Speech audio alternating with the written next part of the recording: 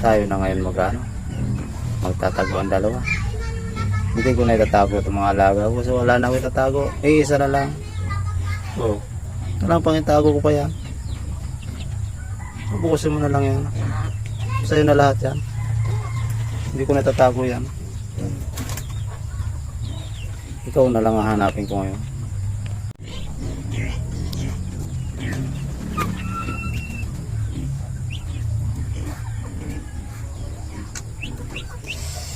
Alaya talaga guys, talagang binalik-balikan talaga ang yung mga baby ko.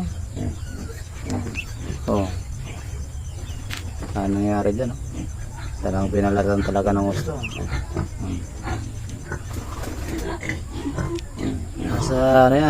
Nasa desesperasyon yan, nag-iisa na lang natitira. Talagang binalik-balikan kahapon at nung isang araw. Nasa pa na yan. Yung kulungan niya, una, yan ang inat-ngat na dyan sa gilid. Sa pumasok at saka lumabas, hinarangan ko na. Tapos ngayon, dali pa rin. Hindi ko alam kung saan, hindi ko na alam kung saan dumaan. Kasi hinarangan ko na lang, yan yung mga unang mga inat-ngat.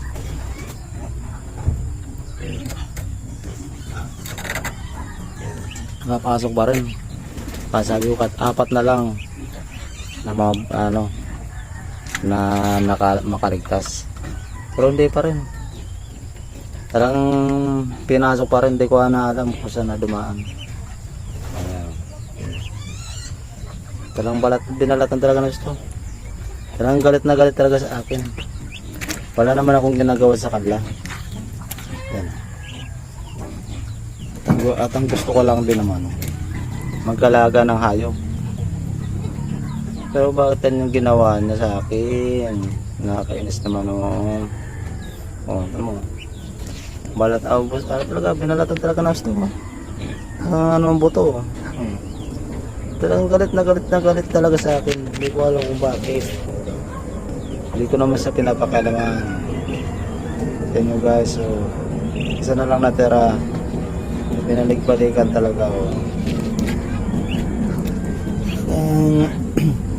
sasakit talaga ang loob mo sa ilang linggo mo na yan nalagaan, kinakain hanggang sa lumaki na ng ganyan.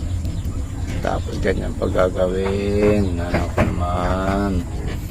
Ano ba ang ginawa ko sa iyo? Bakit mo ginawa sa akin yan? Hindi naman kita pinapakialaman.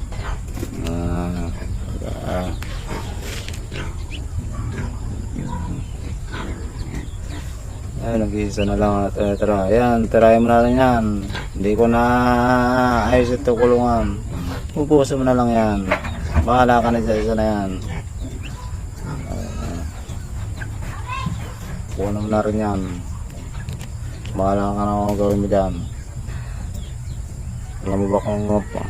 Alam ba kung ano ko dyan? Ginastos na. Ilang kilong patuka na naubos nila. Tapos gaganyanin mo lang. Pinawawa mo naman ang gusto. Yung ulo talaga naman. Pinagbigyan ng entado sa una. Talagang binalikan pa ito natira.